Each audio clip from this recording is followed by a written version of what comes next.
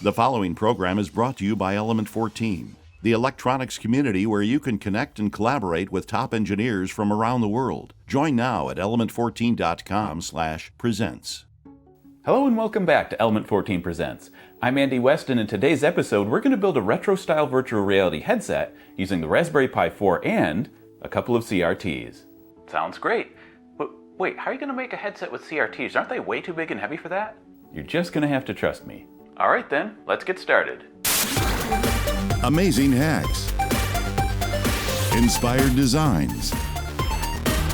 Each week, Element 14 Presents brings you innovative projects using electronics, engineering, and more. Take a look inside just about any modern VR headset, and you'll find either LCDs or OLEDs. But there was a time when video screens were based on CRTs, or cathode ray tubes, instead. Compared to flat panel displays, these were bulky and cumbersome, but there was one place you could find a CRT that was small and light, the viewfinder of a 1990s camcorder. So let's take a look at our plan. We're going to find ourselves a couple of old non-functioning camcorders and remove the viewfinders, and we'll try to reverse engineer them so we can feed in our own power and video signals. Then we'll mount these onto some sort of frame with a head strap to make our headset. We'll also want head tracking, so we'll find a chip with an accelerometer or something that can detect 3D orientation and put it on top. We'll use the Raspberry Pi 4 to handle all our processing. This version of the Pi should be great for VR, partly because it's the fastest model currently available, but also because it has two separate video outputs. So in theory, we can use a dedicated output for each individual eye. Since our headset will be unique, there's obviously no software written for it yet, and that means we've got lots of fun code to write. I don't know exactly how that's going to work yet, but you can bet it's going to involve some Python at the very least. Okay, so I've got two camcorders which are very similar models, and the important thing is that they have identical viewfinders. Neither of these cameras work, so there's no reason not to dismantle them for parts. Here's the first one, and this actually has a really nice case. Let's take a look inside. Cosmetically, this is in great shape, but I have verified that it doesn't power on, and to be honest, I don't know that these viewfinders actually work. Guess we'll find out. Let's get this out of the case. There you have it. This must have been a nice machine to own back in the day. And I guess this is as good a place to start as any.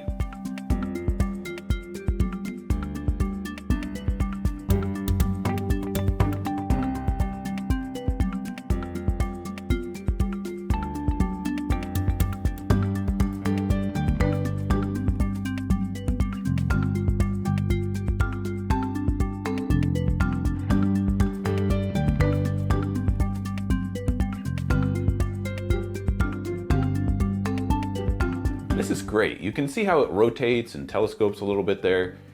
Honestly, I think I'm going to try and preserve this whole unit because it's already got the optics and focusing and everything we need right in it. Our camcorder surgery is complete and we're going to try to reverse engineer the CRTs, but first I want to say a few words about safety. Anytime you're working inside a CRT-based TV or monitor, always take the necessary safety precautions. There are a number of possible risks, including exposure to X-ray radiation and potentially lethal voltages. Remember, a CRT can carry a charge even when it's turned off. Let's remove this eye cup and open it up. We'll get rid of the microphone and the board that it's connected to. We don't need it, and the foam on there is just nasty after so many decades. That plastic cylinder has the actual CRT inside, and these black wires coming off the circuit board should be the ones we're interested in. We're going to look for ground first, and one way to go about this is to find an electrolytic capacitor and look for the stripe. That usually indicates the negative pin. So set your multimeter to check for continuity and test each wire individually. It stands to reason that the other side is going to be positive, so test each wire against the other leg of the capacitor. Once I found the right one, I used little stickers to indicate which wires are which. Now comes the fun part. I've hooked this up to my desktop power supply, and I've set it to 5 volts. Hey, look at that! The screen is lighting up.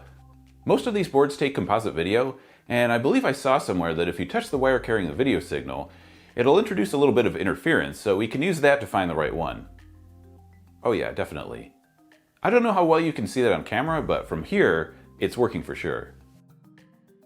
Now obviously we're not going to plug the HDMI output of the Raspberry Pi directly into this, so I picked up a couple of cheap signal converters. And here I've hacked up a composite video cable for our next test. Here's our Raspberry Pi 4, and I put it in this neat little case with a fan, and we'll just plug the adapter into the first HDMI port. I've got this loaded up with a fresh copy of Raspbian. And here's the critical moment right here.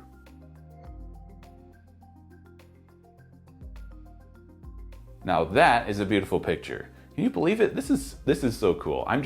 This is awesome. Now it is upside down and a little blurry at the moment, but that's really not an issue. We'll fix it.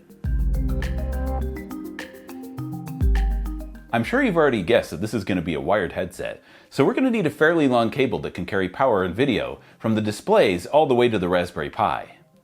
We should be able to power the screens off USB, so coming out of one screen will be power, ground, and video, which can all be carried by a single USB cable. Then closer to the Pi, the cable will split into separate video and power cables.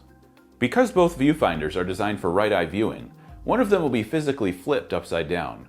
We can easily flip the image back again in software. There are two convenient holes we can use to route the cables through, and for strain relief, we tie a knot in the cable and we can secure it in place with a bunch of hot glue. You can't have VR without head tracking, but we are going to have to compromise a little bit and go with 3 degrees of freedom instead of 6. For that, we're going to use the LSM303, which has a 3D accelerometer and a 3D magnetometer, which is kind of like a compass. I'm going to go ahead and solder a male header to this piece of protoboard, along with the ground, 3.3 volts, I2C clock, and data wires. And all the way on the right is where we'll pass our video through. Then we'll solder our little board onto the other side. Additionally, we'll be drawing 3.3 volts from the Raspberry Pi to power this board, but we also need to pass 5 volts through to one of the CRTs, so I'll need to add that as well. For the left screen, we used a simple USB cable because we only needed 3 wires.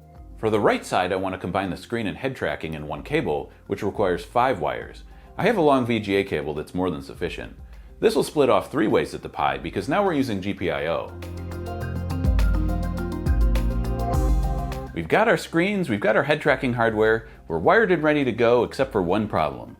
How do we turn this into an actual headset? Normally I'd turn to 3D printing to create new parts, but I don't think that's the best fit for this project. I'm going to take a trip to the hardware store and see what I can come up with. I'll be right back. Do you like free stuff? You can join the Road Test program. You can get free dev kits, test equipment, and even online training courses in exchange for a detailed review. Join our Road Test program. These are product reviews conducted by Element 14 community members like you.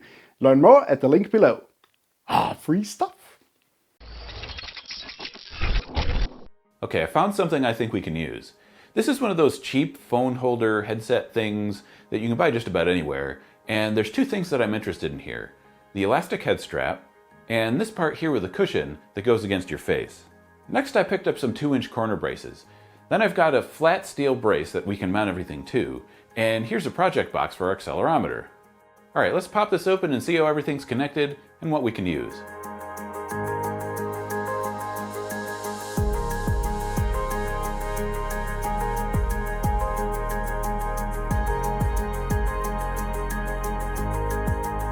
Okay, I think this is good, but we're going to have to find another way to attach this strap. I think if I bend this brace a little bit, I can attach it to the front, and that'll act as a good support for the whole headset. I spent a long time trying to think of a way to mount these viewfinders, and I managed to find a single spot where I could drill a hole for a mounting screw. Now, there happens to be a post in just the right place to securely hold a nut, and with a lot of experimentation, I found a brace configuration that puts everything in the right position and orientation. To remount this strap, I found these strap adjuster things like you might find on a backpack or something, and I'll just cut a notch to make it fit flush against the braces, and it'll screw right in.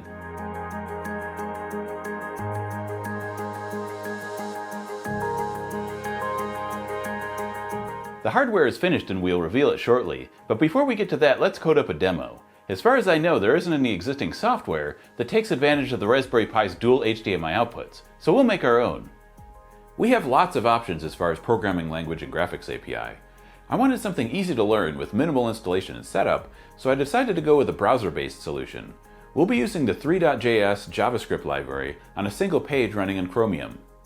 The purpose of our demo will be to show off the stereo 3D and head tracking features. So we'll start with something called a skybox, which is a textured cube that gives the illusion of a 3D environment but without depth.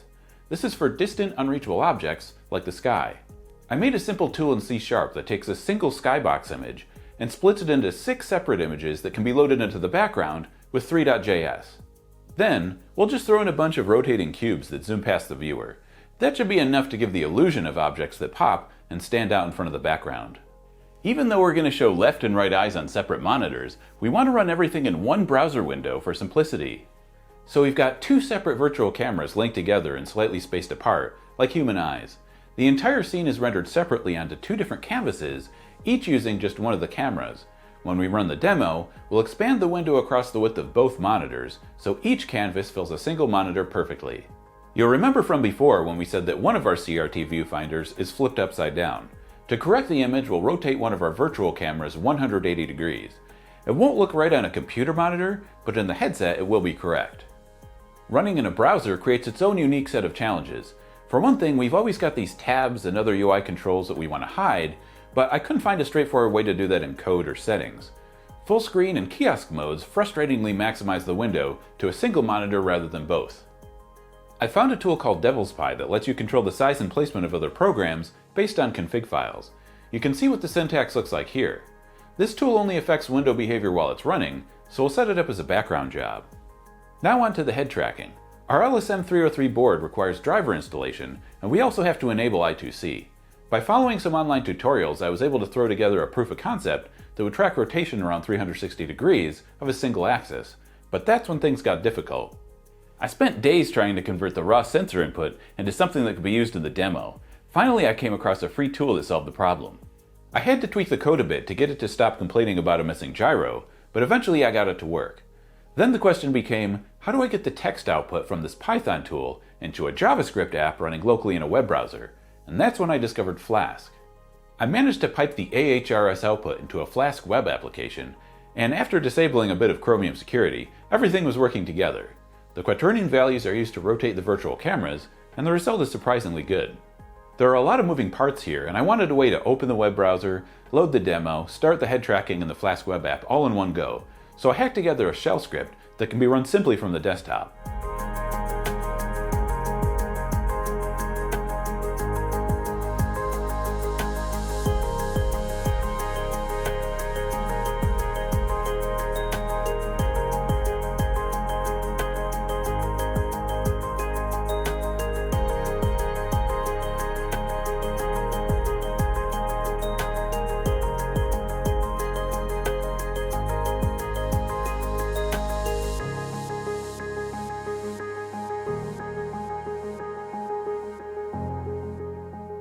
Alright, the time's come to test this out for real now. Small change of plans. I do have these rubber eye cups to completely block out the light if I want complete immersion, but I'm just going to leave these off for now because it'll make it easier to film. If I run into any problems, it'll just make it easier to figure things out. So let's try this thing on.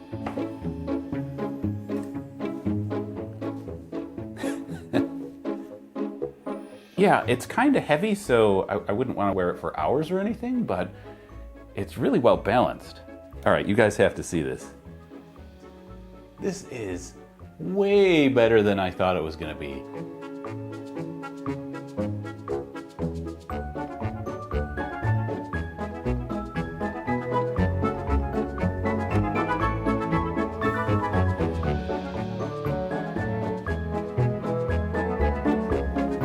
Now the frame rate isn't going to be great because I'm recording directly on the Pi, so I'm really kind of pushing it to the limit right now. But if I turn the recording off, it's actually pretty smooth. And yeah, I mean, you totally get the 3D effect. That's all we have for today. Have you ever built a fun or interesting new project using obsolete technology? Let us know in the Element 14 community at element14.com/presents, and we'll see you next time.